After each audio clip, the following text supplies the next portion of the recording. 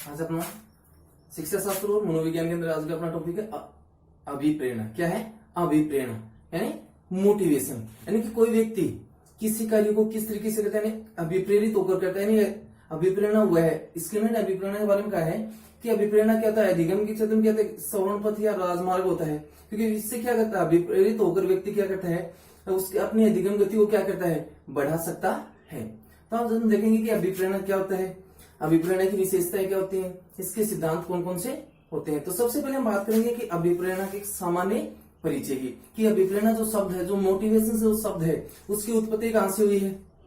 तो अभिप्रेरणा जो शब्द है, जो मोटिवेशन जो शब्द है, उसकी उत्पत्ति देखते हैं क्या है, अभिप्रेरणा, इसकी उत्पत्ति कहां से हुई है। तो अभिप्रेरणा शब्द क्या है, अभिप्रेरणा शब्द की उत्पत्ति अंग्रेजी भाषा के मोटिवेशन शब्द से हुई है। यानी कि अपना जो अभिप्रेरणा शब्द है उसकी उत्पत्ति कहां से हुई है, अंग्रेजी भाषा के मोटिवेशन शब्द से हुई है। नेक्स्ट, कि अंग्रेजी भाषा का मोटिवेशन शब्द क्या है, कि अंग्रेजी भाषा का मोटिवेशन शब्द की उत्पत्ति कहां से हुई है, लैटिन भाषा की मोटिव या मोवेर से हुई है। किससे हुई है, कि अंग्रेजी भाषा का जो मोटिवेशन जो शब्द है उसकी उत्पत्ति लैटिन भाषा के मोटेम या मोवेर शब्द से मानी जाती है। नेक्स्ट, जिसका किसका मोटिवेशन, यानी कि जिसका शाब्दिक अर्थ टू मूव, मोटिवेशन का अर्थ क्या होता है, टू मूव अर्थात गति करना या हलचल करना या उत्तेजित करना, किसका अर्थ होता है, मोटिवेशन टू मूव। इसका अर्थ क्या होता है, गति करना। टू मूव का अर्थ क्या होता है, गति करना, हलचल करना या उत्तेजित करना, ये किसका अर्थ होता है, टू मूव का। नेक्स्ट, वे सभी कार्य जो व्यक्ति के व्यवहार को क्या करते हैं, गति प्रदान करते हैं, वो क्या कहलाते हैं, अभिप्रेरणा कहलाते हैं। तो ये हमने देखा कि अभिप्रेरणा की उत्पत्ति कहां से हुई है, लैटिन अंग्रेजी के मोटिवेशन से हुई, अंग्रेजी भाषा के मोटिवेशन शब्द से हुई है। उसके बाद जो अंग्रेजी का जो मोटिवेशन जो शब्द है उसकी उत्पत्ति कहां से हुई है, मोटिवेशन शब्द की उत्पत्ति लैटिन भाषा के किससे हुई है, मोटेम या मोवेर शब्द से हुई है, जिसका अर्थ क्या होता है, टू मूव। जिसका अर्थ क्या होता है, टू मूव अर्थात गति करना, हलचल करना या उत्तेजित करना। उसके बाद वे सभी कार्य जो व्यक्ति के व्यवहार को क्या करते हैं, गति प्रदान करते हैं, क्या कहलाते हैं, अभिप्रेरणा कहलाते हैं।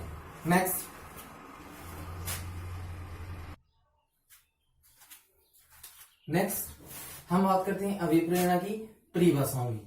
तो किस किस मनोवैज्ञानिक ने अभिप्रेरणा के बारे में क्या कुछ कहा है उनको देखते हैं। तो सबसे पहले देखते हैं कि हाँ, एक चीज ये है कि अभिप्रेरणा एक शक्ति होती है, सीधा सा पूछ ले कि अभिप्रेरणा एक शक्ति होती है जो कि व्यक्ति के कार्य को क्या करती है, गति प्रदान करती है। दर्शय शक्ति होती है, अदर्शय होती है या दोनों या इनमें से कोई नहीं। तो अभिप्रेरणा एक अदर्शय शक्ति होती है जो कि व्यक्ति के कार्य को क्या करती है, गति प्रदान करती है। अर्थात क्या है कि अभिप्रेरणा दिखाई नहीं देती, बल्कि इससे व्यक्ति क्या होता है, प्रभावित होकर क्या करता है, अपने कार्य की गति को क्या करता है, बढ़ाता है। इसलिए अभिप्रेरणा वो क्या है कि आदर्शय शक्ति है। तो अभिप्रेरणा एक आदर्शय शक्ति होती है जो कि व्यक्ति की कार्य क्षमता को क्या करती है, बढ़ाती है। नेक्स्ट हम बात करते हैं इसकी परिभाषाओं की, और सबसे पहले बड़ी इंपॉर्टेंट परिभाषा है, आवाज लगभग एग्जाम के अंदर पूछी जाती है कि अभिप्रेरणा अधिगम का सर्वोत्तम राजमार्ग या सवर्ण पथ है या कहलाता है। ये कथन किसने दिया है, तो किसने दिया है, स्किनर ने। किसने दिया है, स्किनर ने।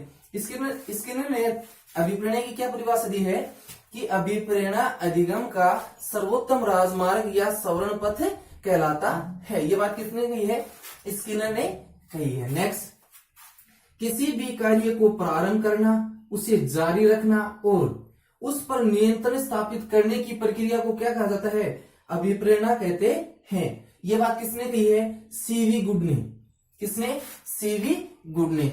और कार्य अच्छा कब होता है, गुड का मतलब क्या होता है, अच्छा कब होता है, जब हम कोई कार्य करते हैं, उसको जारी रखते हैं और उस कार्य के ऊपर क्या करते हैं, नियंत्रण रखते हैं, तभी कार्य क्या होता है, अपना अच्छा होता है, उसका परिणाम क्या मिलता है, हमें अच्छा मिलता है। तो ये बात बताई गई है अभिप्रेरणा के अंदर। सीवी गुड ने परिभाषा दी है कि किसी कार्य को जारी करना, किसी कार्य को क्या करना, प्रारंभ करना, उसे जारी रखना और उस कार्य के ऊपर क्या करना, नियंत्रण स्थापित करना, क्या कहलाता है, अभिप्रेरणा कहलाता है। तो ये बात किसने कही है, सीवी गुड ने। नेक्स्ट, अभिप्रेरणा एक मनोशारीरिक प्रक्रिया है जो व्यक्ति की कार्य क्षमता को क्या कर देती है, बढ़ा देती है। कि अभिप्रेरणा क्या है, मनोशारीरिक क्या होती है, प्रक्रिया होती है, जिसके कारण क्या होता है, व्यक्ति की कार्य क्षमता को क्या मिलती है, वृद्धि मिलती है, उसमें क्या होती है, वृद्धि होती है। ये बात किसने कही है, मैकडूगल ने। किसने कही है, मैकडूगल ने। नेक्स्ट, कि अभिप्रेरणा का पर्सन क्या और क्यों का क्या होता है, पर्सन होता है। यानी कि अभिप्रेरणा पर्सन करती है क्या और क्यों और किस लिए, क्या क्यों और किस लिए क्या करती है, अभिप्रेरणा पर्सन करती है। ये बात किसने की है, क्रेच व क्रेच फील्ड ने। तो अपनी ये क्या हुई, अभिप्रेरणा की परिभाषा कि अभिप्रेरणा है वो अधिगम का सर्वोत्तम या राज सवरण पथ है। किसने, स्किनर ने कहा है। किसी कार्य को प्रारंभ करना, उसे जारी रखना और उस पर नियंत्रण करना, ये क्या है, अभिप्रेरणा। किसने कही है, सीवी गुड ने कही है। अभिप्रेरणा एक मनोशारीरिक प्रक्रिया होती है जो कि व्यक्ति के कार्य को क्या करती है, गति प्रदान करती है। ये बात किसने कही है, मैकडूगल ने कही है। उसके बाद अभिप्रेरणा का पर्सन क्यों, क्या और क्यों का पर्सन है, ये बात किसने कही है, क्रेच एंड क्रेच फील्ड ने। नेक्स्ट आगे इसकी परिभाषा और देखते हैं। नेक्स्ट परिभाषा देखते हैं कि अभिप्रेरणा क्या है, कि अभिप्रेरणा प्राणी में विद्यमान शारीरिक व मनोवैज्ञानिक दशाएं हैं जो निश्चित विधियों के माध्यम से व्यक्ति को कार्य करने के लिए उत्तेजित करते हैं। ये बात किसने कही है, गेट्स ने। किसने कही है, गेट्स ने। ये क्या कहता है कि अभिप्रेरणा प्राणी में विद्यमान शारीरिक व मनोवैज्ञानिक वे दशाएं हैं जिससे निश्चित विधियों के माध्यम से व्यक्ति क्या करता है, कार्य को करने के लिए क्या हो जाता है, उत्तेजित हो जाता है। वही क्या कहलाता है, अभिप्रेरणा कहलाता है। ये बात किसने कही है, गेट्स ने। नेक्स्ट, अभिप्रेरणा। नेक्स्ट क्या है, अभिप्रेरणा प्राणी व व्यक्ति में विद्यमान एक आंतरिक बल है। ये बात किसने कही है, रिली व लेविस ने।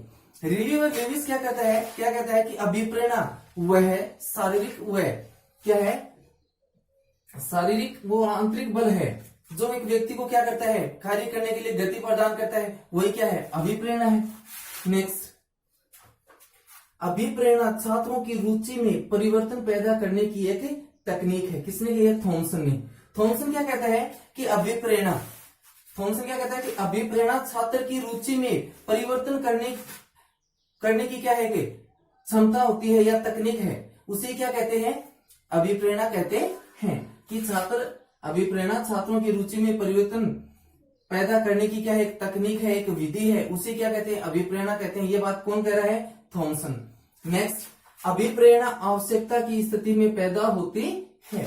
नेक्स्ट, यानी कि अभिप्रेरणा कब पैदा होती है, जब हमें क्या होता है, किसी चीज, किसी कार्य की क्या होती है, आवश्यकता होती है और उसे पूरा करने के लिए किसकी आवश्यकता होती है, अभिप्रेरणा की आवश्यकता होती है। ऐसा किसने कहा है, लावे ने। ये परिभाषा किसकी है, लावे की।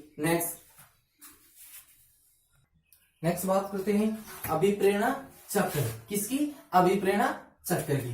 तो ये क्या बताता है कि अभिप्रेरणा चक्र, प्रश्न इस तरीके से पूछता है कि निम्नलिखित में से अभिप्रेरणा चक्र में शामिल है या नहीं। तो हमें ये ध्यान में रखना है कि अभिप्रेरणा चक्र के अंदर किस किस को शामिल किया जाता है और किसे शामिल नहीं किया जाता है। तो अभिप्रेरणा चक्र में शामिल किया जाता है, नंबर 1 पे क्या था, अपना आवश्यकता।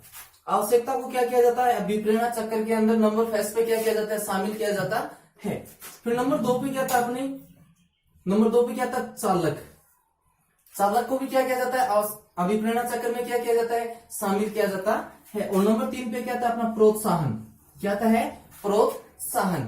तो अभिप्रेरणा चक्र के अंदर किसे किसे शामिल किया जाता है, नंबर 1 पे अपना आवश्यकता रहेगा, नंबर 2 पे अपना चालक रहेगा और नंबर 3 पे अपना क्या रहेगा, प्रोत्साहन रहेगा। तो हमें ध्यान रखना कि प्रश्न पूछे कि निम्नलिखित में से अभिप्रेरणा में शामिल है तो इन तीनों में से कोई एक मिलेगा, 3 अन्य मिलेंगे, तो 3 में से कोई एक अपना आंसर हो जाएगा।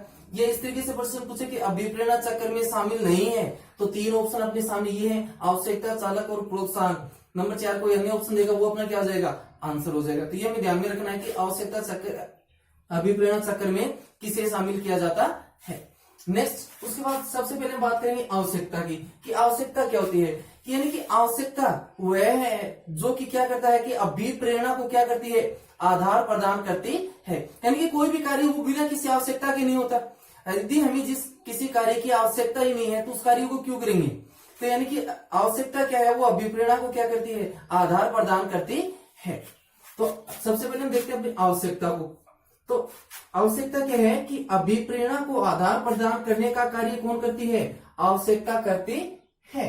नेक्स्ट कि आवश्यकता की वह आवश्यकता ही वह तत्व है, आवश्यकता ही वह तत्व है जिसके अभाव में अभिप्रेरणा चक्र को क्या नहीं किया जा सकता है, प्रारंभ नहीं किया जा सकता है। यानी कि आवश्यकता के अभाव में अभिप्रेरणा चक्र को क्या नहीं कर सकते, प्रारंभ नहीं कर सकते हैं। यदि अभिप्रेरणा चक्र प्रारंभ करना है तो उसके लिए हमें क्या चाहिए, आवश्यकता की क्या होती है, जरूरत होती है।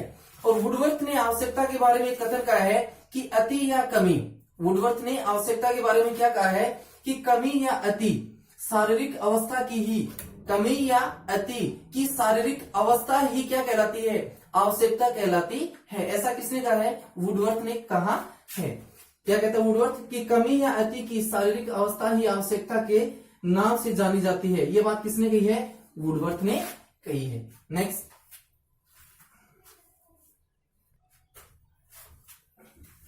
नेक्स्ट अपना देखते हैं चालक। हमने आवश्यकता देख ली कि अभिप्रेरणा चक्र के अंदर तीन बातों को शामिल किया जाता है, आवश्यकता, चालक और प्रोत्साहन को। तो सबसे पहले हमने आवश्यकता को देख लिया है। दूसरी बात हम बात करते हैं चालक की, कि चालक क्या होता है। तो चालक ने वुडवर्थ का जो गत्यात्मक जो मनोविज्ञान है, तो आपने जो गत्यात्मक जो मनोविज्ञान है उसके साथ किसको जोड़ा जाता है, वुडवर्थ को जोड़ा जाता है। और गत्यात्मक मनोविज्ञान के अंदर वुडवर्थ ने चालक शब्द के स्थान पर दो शब्दों का लिए है। क्या कि वुडवर्थ ने गत्यात्मक मनोविज्ञान में चालक के स्थान पर परनोद या अंतर्नोद शब्द का क्या किया है, प्रयोग किया है। हमने ये पूछ ले कि गत्यात्मक मनोविज्ञान का समर्थक के साथ किसे जोड़ा तो कौन रहेगा, वुडवर्थ रहेगा। ये पूछ ले कि गत्यात्मक मनोविज्ञान में वुडवर्थ ने चालक के स्थान पर किस शब्द को काम में लिया, तो किसे काम में लिया है, परनोद या अंतर्नोद शब्द को क्या किया है, काम में लिया है। नेक्स्ट कि चालक की उत्पत्ति आवश्यकता से होती है, यानी कि चालक की उत्पत्ति किससे होगी, आवश्यकता से होती है। नेक्स्ट और जैसी आवश्यकता होगी वह उसी के अनुरूप क्या होगा, चालक पैदा होगा। कि चालक की उत्पत्ति आवश्यकता से होती है और जैसी आवश्यकता होती है उसी के अनुरूप ही चालक क्या होता है, पैदा किया जाता है। नेक्स्ट हम बात करते हैं अपना लास्ट चरण की, कौन सा है, प्रोत्साहन। तो प्रोत्साहन क्या होता है कि प्रोत्साहन एक ऐसा तत्व है, प्रोत्साहन एक ऐसा तत्व है जो कि एक ही समय में चालक व आवश्यकता दोनों को क्या कर देता है, संतुष्टि प्रदान कर देता है। यानी कि अपना प्रोत्साहन क्या होता है कि वह एक ऐसा तत्व है जो आवश्यकता और चालक दोनों को एक ही समय में और एक ही साथ क्या कर देता है, दोनों को संतुष्ट कर देता है। उसे क्या कहते हैं, हम प्रोत्साहन कहते हैं। नेक्स्ट कि अभिप्रेरणा चक्र जन्म से लेकर क्या करता है, जीवन पर्यंत चलने वाली एक प्रक्रिया होती है। अभिप्रेरणा चक्र क्या होता है कि जन्म से लेकर जीवन पर्यंत चलने वाली एक प्रक्रिया होती है। अपनी जो आवश्यकता, जो हमने अभिप्रेरणा चक्र देखा कि आवश्यकता, चालक और प्रोत्साहन। अब इसको फॉर एग्जांपल देखते हैं कि एग्जांपल के तरीके से, जैसे मैं बोलूं कि शरीर में तरल पदार्थ की कमी का होना, जैसे शरीर में तरल पदार्थ की कमी का होना, ये क्या होगी, हमारी आवश्यकता होगी कि शरीर के अंदर क्या है, पानी की कमी, तरल पदार्थ की क्या है, कमी है, तो ये हमारी क्या होगी, आवश्यकता होगी। ये हमारी आवश्यकता, तो चालक क्या होगी, प्यास होगी। प्यास लगी हमें, क्या लगी है, प्यास। तो शरीर में तरल पदार्थ की कमी होना तो क्या है, आवश्यकता है, और उसके लिए प्यास क्या है, चालक है। तो प्रोत्साहन क्या होगा, प्रोत्साहन क्या होगा, पानी। तो पानी क्या हो गया, प्रोत्साहन, क्योंकि पानी क्या करेगा, प्यास और शारीरिक जो शरीर के अंदर जो तरल पदार्थ है उन दोनों की पूर्ति को क्या करेगा, पूरा करेगा। यानी कि पानी क्या करेगा, प्यास और तरल पदार्थ दोनों की को एक साथ क्या करेगा, संतुष्ट करेगा। तो अपनी तरल पदार्थ की कमी तो क्या होगी, आवश्यकता होगी। प्यास क्या अपना चालक है, और पानी क्या हो गया, अपना प्रोत्साहन हो गया। नेक्स्ट शरीर में ऊर्जा की कमी होना, नेक्स्ट क्या है, शरीर में ऊर्जा की कमी होना, ये क्या है, आवश्यकता है। और इसका चालक क्या हो जाएगा, भूख। क्या हो जाएगा, भूख। कि शरीर में ऊर्जा की कमी होना क्या है, आवश्यकता है, और भूख क्या हो गया, चालक हो गया। जब क्या हुआ, हमें शरीर के अंदर ऊर्जा की कमी हुई तो हमें क्या लगी, भूख लगी, तो वो हमारी आवश्यकता हो गई, ये हमारा क्या हो गया, चालक हो गया। और इन दोनों को एक साथ संतुष्ट कौन करेगा, भोजन करेगा। कौन करेगा, भोजन करेगा। तो ये भोजन क्या हो गया, अपना प्रोत्साहन हो गया, क्योंकि भोजन है वो भूख और शरीर के अंदर ऊर्जा की कमी है, उन दोनों को क्या करेगा, एक साथ पूरा करेगा। नेक्स्ट, रोजगार का अभाव। नेक्स्ट क्या है, रोजगार का अभाव। सबसे बड़ी समस्या ये है, सबसे बड़ी आवश्यकता क्या है, यही है। कौन सी है सबसे बड़ी आवश्यकता, क्या है, रोजगार की। तो अपनी आवश्यकता क्या होगी कि रोजगार का अभाव है, वो क्या होगी, हमारी आवश्यकता होगी। तो आवश्यकता होने पर क्या करेंगे हम, चालक के रूप में क्या करेंगे, हम क्या करेंगे, पढ़ाई करेंगे। क्या करेंगे, पढ़ाई करेंगे, किसको पाने के लिए, रोजगार को पाने के लिए। तो अपना रोजगार का अभाव तो क्या हो गया, अपनी आवश्यकता होगी, और उस आवश्यकता को पूरा करने के लिए हमने क्या की, पढ़ाई की। वो अपनी पढ़ाई क्या होगी, चालक होगी। इस पढ़ाई और बेरोजगारी दोनों को दूर कौन करेगा, रोजगार। ये क्या हो गया, रोजगार या नौकरी, रोजगार बोलूं या नौकरी, ये अपनी क्या होगी, प्रोत्साहन हो गया। कि क्या हुआ, रोजगार का अभाव था, क्या की हमने, पढ़ाई की। पढ़ाई करने से इन दोनों को संतुष्ट कौन करेगा, हम जब क्या करेंगे, नौकरी लग जाएंगे या हमें क्या मिल जाएगा, रोजगार मिल जाएगा। तो नौकरी क्या करेगी, पढ़ाई और रोजगार का अभाव है, इन दोनों को क्या करेगा, एक साथ संतुष्ट करेगा। तो ये हमने देख लिया कि आवश्यकता, चालक और प्रोत्साहन किस तरीके से एक दूसरे से क्या होते हैं, संबंधित होते हैं।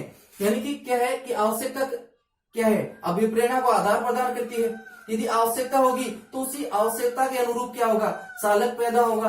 और चालक पैदा होने के बाद क्या करेगा कि जो अपना जो प्रोत्साहन है वो आवश्यकता और चालक दोनों को क्या करेगा, एक ही समय में और एक ही स्थान पर क्या करेगा, पूरा करेगा या उन्हें संतुष्ट करेगा।